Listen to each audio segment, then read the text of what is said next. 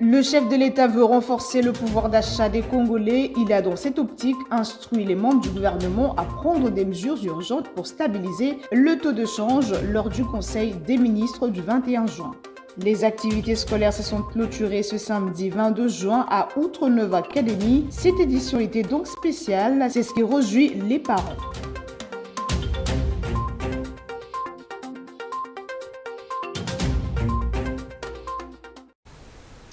Madame, Monsieur, bonsoir et bienvenue à cette grande édition du journal. Des mesures urgentes pour stabiliser le taux de change, c'est ce que portait la communication du président de la République lors du Conseil des ministres du 21 juin 2024. Un ferme engagement du chef de l'État pour renforcer le pouvoir d'achat des Congolais. Suivez.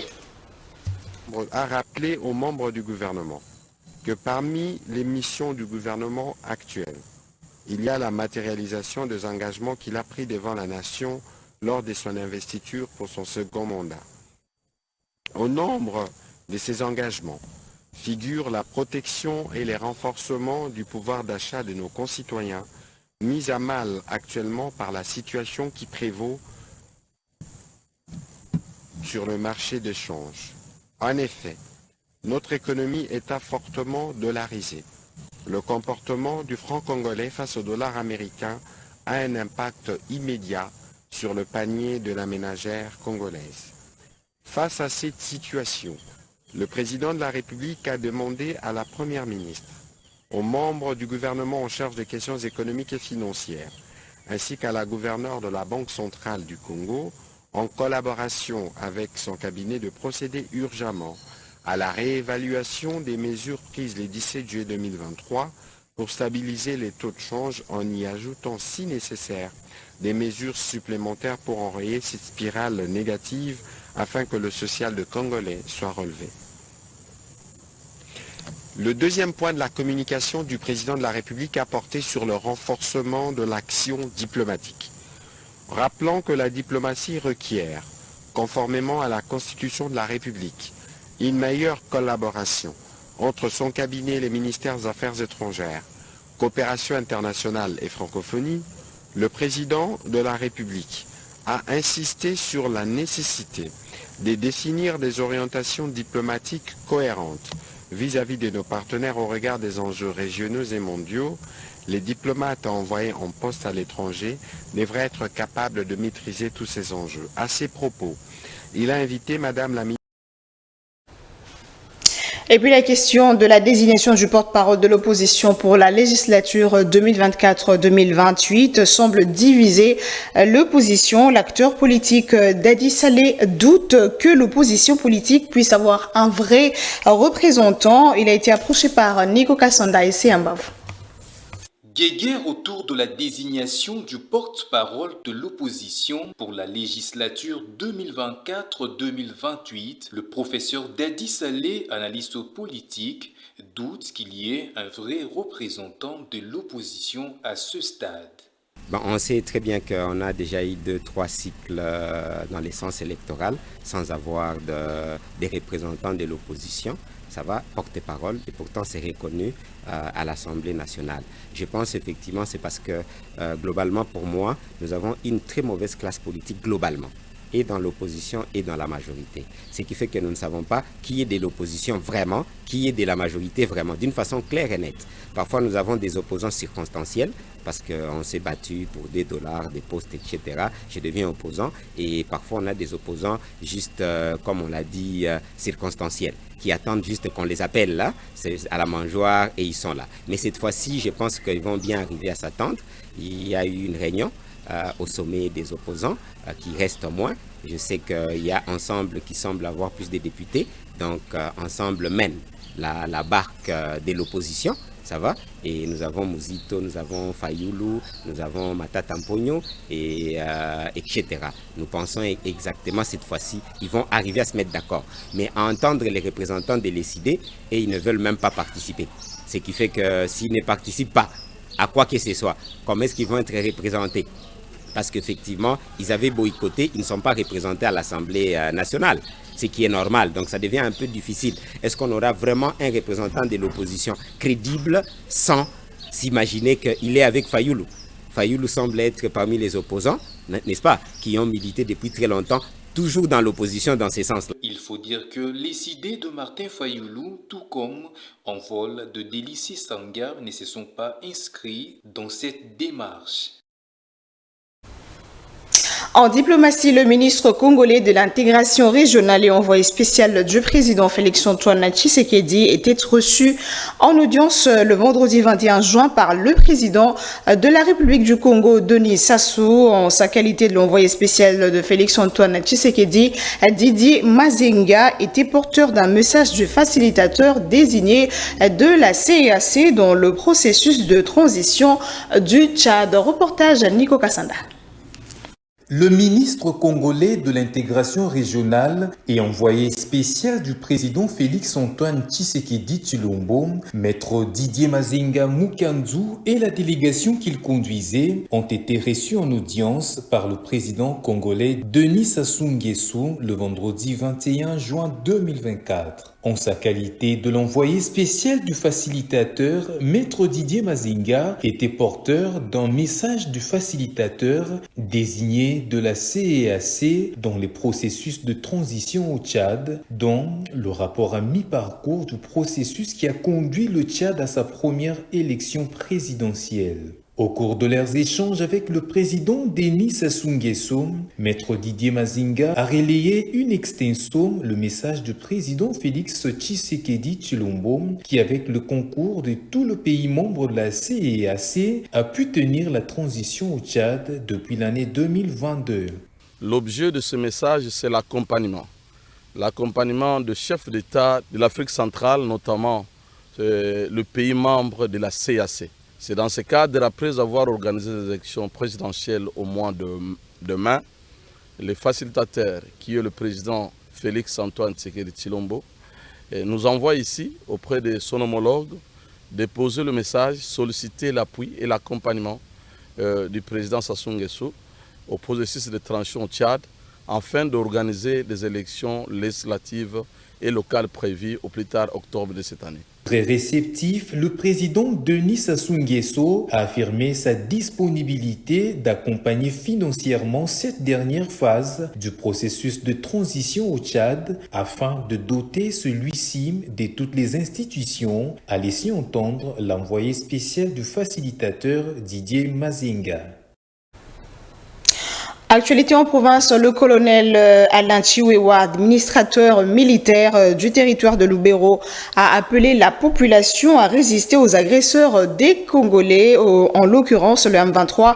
Il a dit à l'issue d'une formation organisée à l'intention des militaires par le PNUD le vendredi 21 juin. Regardez.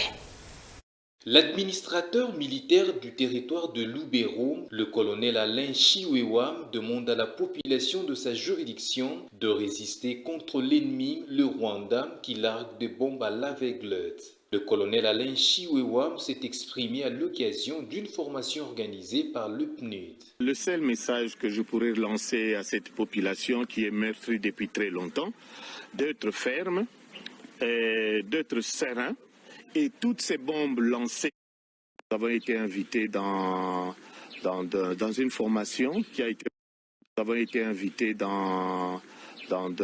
formation qui a été organisée par le PNUD et sur le renforcement de capacités et techniques et opérationnelles au niveau de PDDRCS. Le seul message que je pourrais lancer à cette population qui est meurtrie depuis très longtemps, d'être ferme, d'être serein, et toutes ces bombes lancées par l'ennemi qui est l'armée rwandaise, que cela ne nous fasse pas peur.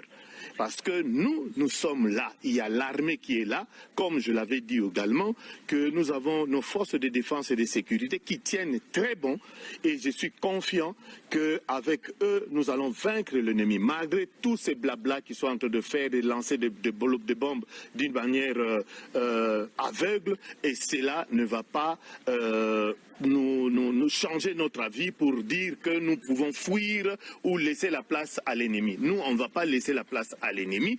Nous sommes là, nous allons tenir ferme. Et d'ailleurs, c'est pourquoi même la présence de l'état de siège, c'est parce que nous voulons que ces pays, que personne ne puisse venir nous mater dans notre pays et nous déranger dans notre pays, parce que c'est notre pays et notre armée est là pour nous défendre et notre armée va nous défendre jusqu'au dernier sacrifice. Ce responsable de FARDC rassure que quoi qu'il en soit, l'armée reste déterminée à défendre la patrie.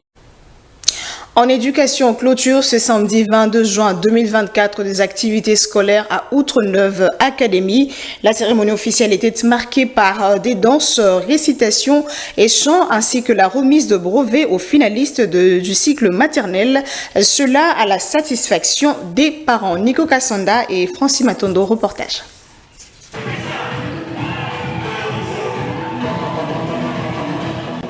Clôture de l'année scolaire 2023-2024 à Ona Outre-Neuve Academy. Les activités se sont déroulées sous forme d'une journée culturelle en présence de plusieurs parents ayant accompagné leurs enfants. Des chants, danses et récitations étaient au programme de cette cérémonie, sanctionnée par la remise de brevets aux finalistes du cycle de maternelle. C'est le directeur de Outre-Neuve Academy, Ernest Lutumba, qui a procédé à cette remise.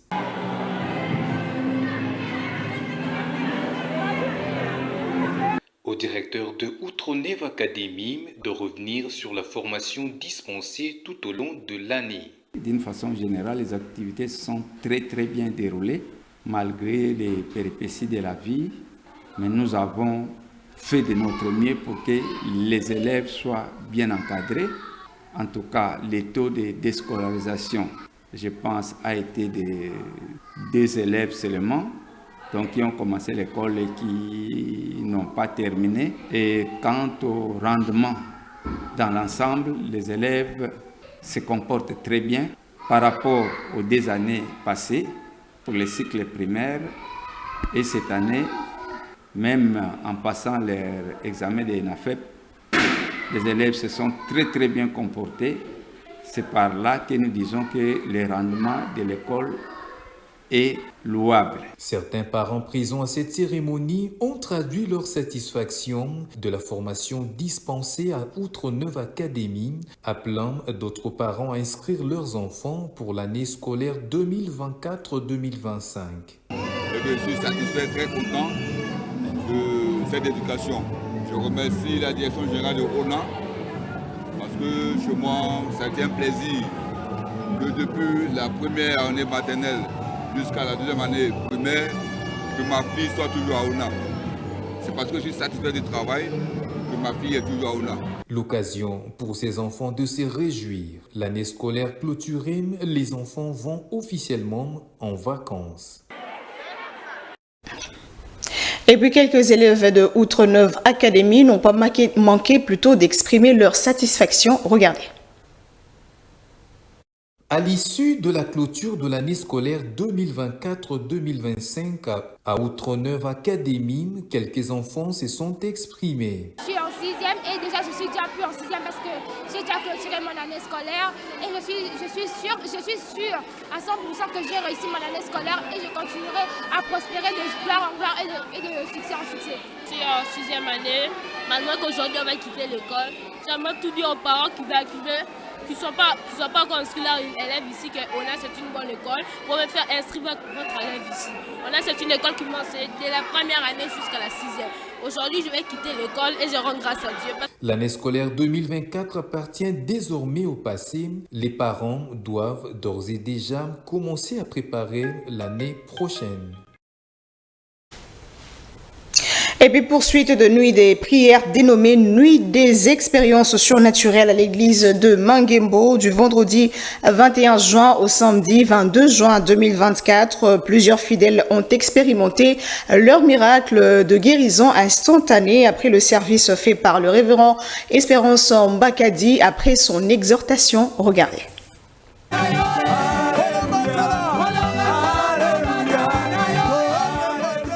Troisième nuit des expériences surnaturelles à l'église de Mangembo. Les fidèles de cette communauté chrétienne ont répondu présents à ces rendez-vous divins et solennels, des prières, d'enseignements et des séries de prières faites en faveur de la nation.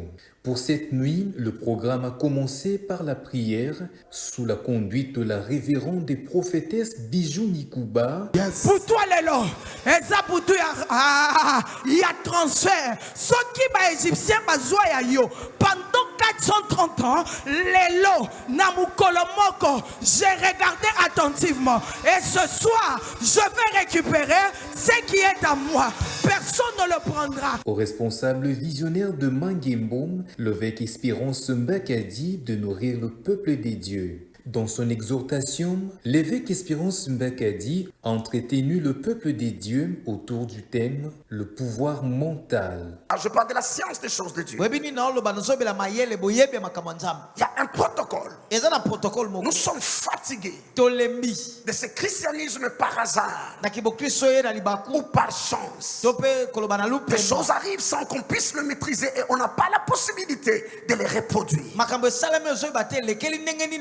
Nous voulons à l'école des sacerdoces, à l'école des sacrificateurs, que nous ayons la maîtrise des sciences, des choses de Dieu, je vous le dis, que nous puissions les reproduire à volonté. Tout au long de ces cultes, quelques fidèles ont véritablement expérimenté leur miracle de guérison. Ça fait déjà 2 mois j'ai connu un accident. Ça fait 2 mois tu as connu un accident. 2 mois j'ai connu un accident.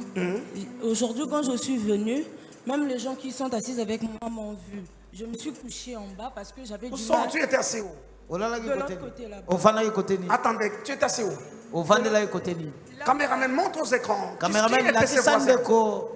Voilà là-bas, continue. J'étais assise en bas, j'avais du mal à m'élever. J'avais vraiment mal à la cheville. Il y avait l'os qui s'est tiré, on dirait que j'avais mal, c'est comme si on me piquait des choses. Quand vous aviez demandé, quand vous aviez dit plutôt la cheville gauche, je commençais à courir, j'avais mal. Quand je suis arrivée ici, j'ai plus mal. Tu avais encore mal. Et quand tu es arrivé là, les mots que souffraient tes finances ont disparu. Signalons que plusieurs hommes des dieux participent à ces nuits des expériences surnaturelles depuis les débuts. L'on notera la présence du pasteur Dina Bantou, Achille Madjoua, Lem Solanda et tant d'autres venus des provinces, venus des églises sœurs et annexes et même de l'étranger.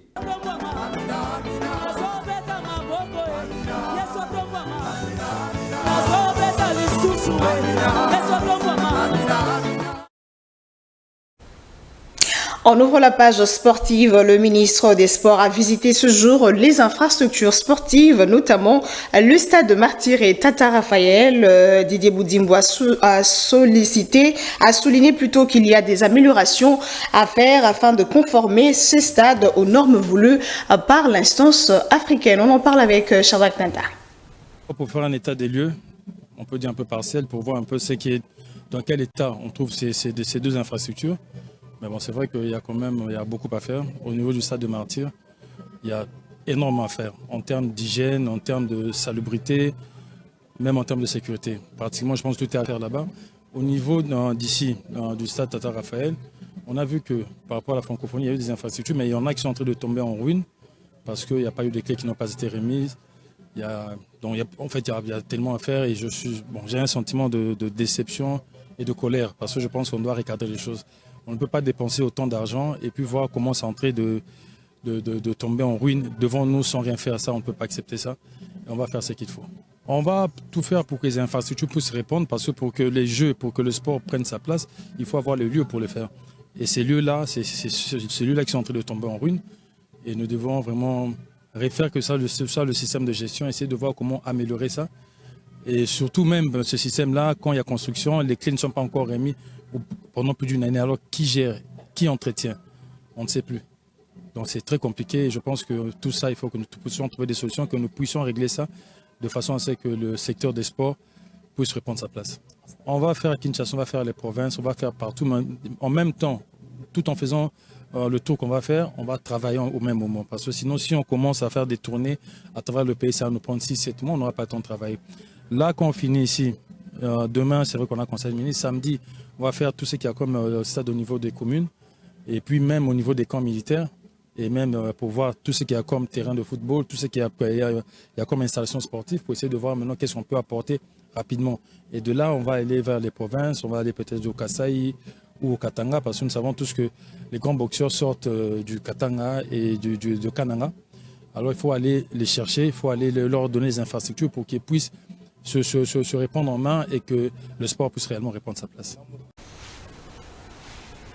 Et puis le ministre des Sports et Loisirs a présidé sa toute première réunion avec les représentants des fédérations sportives du pays. Ces derniers ont présenté leurs doléances au patron de sport congolais. Regardez.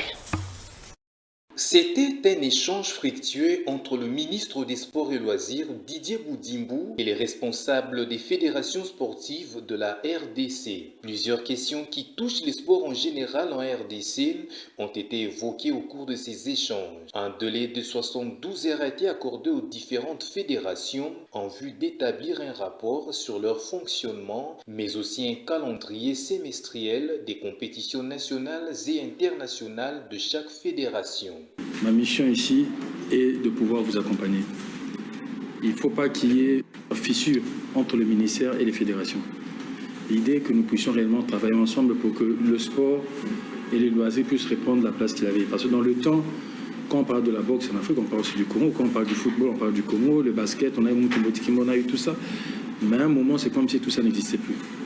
On sent que les choses ne se passent pas telles qu'on aurait voulu. Nous savons tous qu'il y a un défi par rapport aux infrastructures. Mais je pense que le président a décidé, il a dit, il va nous soutenir en termes d'infrastructures. D'où j'aurais d'abord besoin que vous puissiez me transmettre d'abord l'état des lieux de chaque fédération, dans les 3 jours, l'état des lieux de chaque fédération, et aussi le programme de vos activités et compétitions à entreprendre sur le plan, que ce soit national ou international, durant les 3 prochains mois. Parce que le grand problème, c'est que des fois, il y a des fédérations qui souhaitent se déplacer, ils ont besoin d'argent, mais on s'y prend à la dernière minute et c'est le pays qui est ridiculisé. Il faut que nous puissions avoir un plan, que nous puissions savoir que dans 2 mois, telle fédération devra se déplacer. En ce moment-là, moi, je peux déjà entamer les démarches au niveau du ministère des Finances pour pouvoir avoir les fonds qu'il faut. À part ça, l'état de lieu, c'est pour savoir qu'est-ce qui ne va pas au sein des fédérations, parce que je sais qu'il y a des fédérations qui sont aussi un peu divisées. On va essayer de récoller, parce que j'ai vu les judokas, la fédération de judo est là, mais j'ai reçu aussi une autre fédération de judo. Je me dis, bon, il y a combien de fédérations, il faut qu'on essaie un peu de voir comment se mettre autour d'une table pour essayer de tous travailler. Le Congo nous appartient tous et je pense que chacun d'entre nous peut apporter sa pierre. La division ne va pas nous faire aller de l'avant. On a besoin vraiment de travailler pour que le sport puisse répondre de sa place. Le ministre des Sports a bouclé son intervention par un appel à l'unité, histoire de mettre fin aux fissures nées entre son institution et les fédérations sportives. Dernière note, la République démocratique du Congo pourrait se voir attribuer le 3 points de son match perdu contre le Soudan dans le cadre de qualification pour la Coupe du Monde 2026. En effet, il a été établi que le joueur soudanais Youssif Ali n'avait pas effectué les formalités nécessaires pour changer officiellement de nationalité auprès de la FIFA et posséder encore la nationalité finlandaise au moment du match. Les détails dans cet élément. J'ai vu la décision. Autorisation qualifie le joueur. Nulle part il a été autorisé à jouer avec un passeport finlandais. Je vous le dis. Nulle part.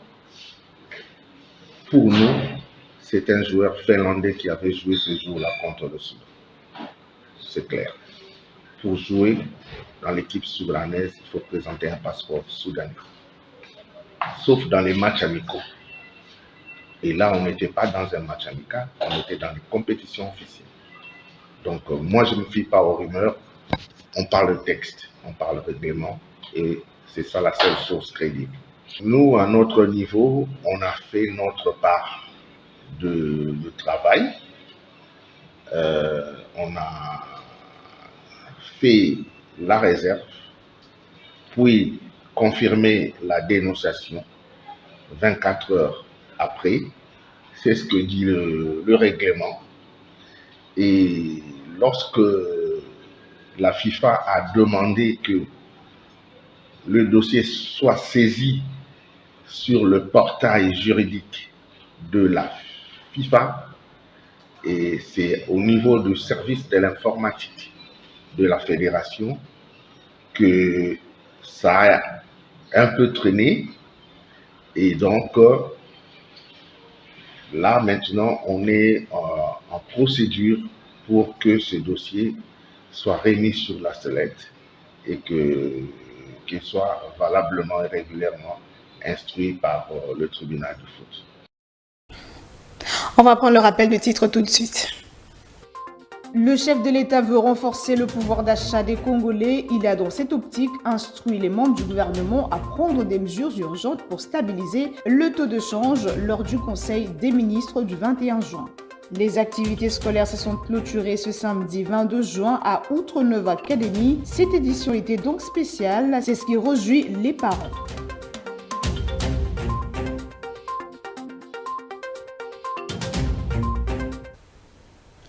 Madame, Monsieur, ce journal est terminé. Merci de l'avoir suivi et bonne soirée chez vous. Au revoir.